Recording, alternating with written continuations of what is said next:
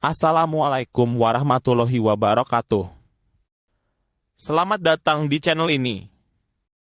Pada video kali ini, kita akan membahas tentang rahasia luar biasa, yaitu tentang keadaan Rasulullah setelah ditinggal oleh Khadijah dan Abu Thalib. Yuk, simak sampai selesai, dan jangan lupa subscribe serta aktifkan lonceng notifikasi agar tidak ketinggalan konten bermanfaat lainnya. Yang cinta kepada Nabi Muhammad, jangan lupa like dan subscribe.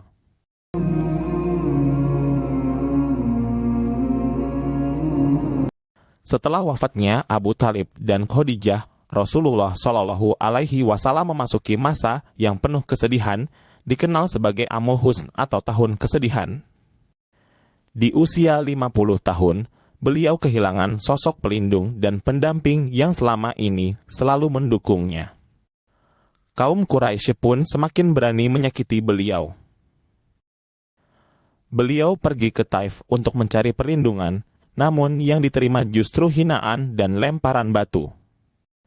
Meski begitu, beliau tetap teguh dalam menghadapi setiap ujian. Allah kemudian menenangkan hati Rasulullah dengan menghadirkan Saudah binti Zamah, wanita beriman yang setia mendampingi beliau di masa-masa sulit. Kesedihan datang silih berganti. Dua peristiwa sedih tersebut berlangsung dalam waktu yang relatif berdekatan sehingga perasaan sedih dan pilu menyayat-nyayat hati Rasulullah. Kemudian, cobaan demi cobaan terus datang secara beruntun pula dari kaumnya. Sepeninggal Abu Thalib, tampaknya mereka semakin berani terhadap beliau. Mereka dengan terang-terangan menyiksa dan menyakiti beliau. Lengkap sudah kesedihan yang dialaminya hingga membuat beliau hampir putus asa untuk mendakwahi mereka. Karenanya, beliau pergi menuju kota Taif dengan harapan penduduknya mau menerima dakwah beliau. Melindungi dan menolong, beliau melawan perlakuan kaumnya. Namun beliau sama sekali tidak melihat ada seorang pun yang mau melindungi dan menolong.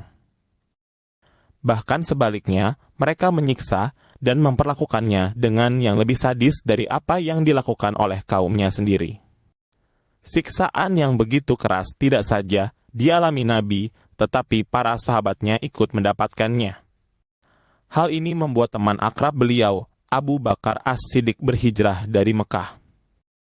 Ibnu Ishaq berkata, ketika Abu Thalib wafat, kaum Quraisy menyiksa Rasulullah dengan siksaan yang semasa hidupnya tidak berani mereka lakukan. Lebih dari itu, salah seorang begundal Quraisy menghalangi jalan beliau, lalu menaburi debu ke arah kepala beliau. Tatkala beliau masuk rumah dalam kondisi demikian, salah seorang anak perempuan beliau menyongsongnya dan membersihkan debu tersebut sembari menangis. Ibnu Ishaq melanjutkan, jika mengingat hal itu, beliau selalu berkata, tidak pernah aku mendapatkan suatu perlakuan yang tidak aku sukai dari Quraisy hingga Abu Thalib wafat. Karena beruntunnya kesedihan demi kesedihan pada tahun ini, maka tahun ini disebut Amul Huzn, dalam kurung tahun kesedihan, sehingga sebutan ini lebih dikenal di dalam buku-buku sejarah. Rasulullah akhirnya menikah dengan Saudah binti Zamah pada bulan Syawal tahun 10 kenabian.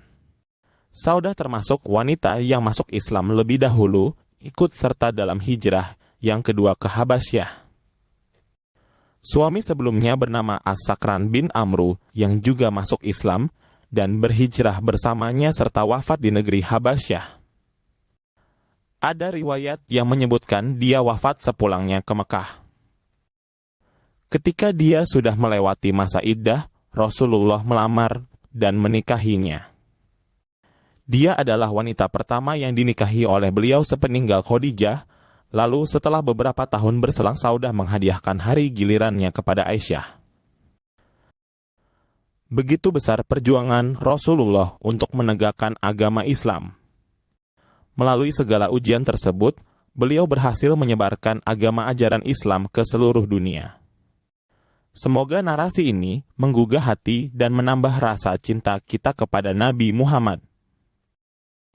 Jika video ini bermanfaat, jangan lupa like dan share kepada orang yang kalian sayang. Sampai jumpa di video berikutnya.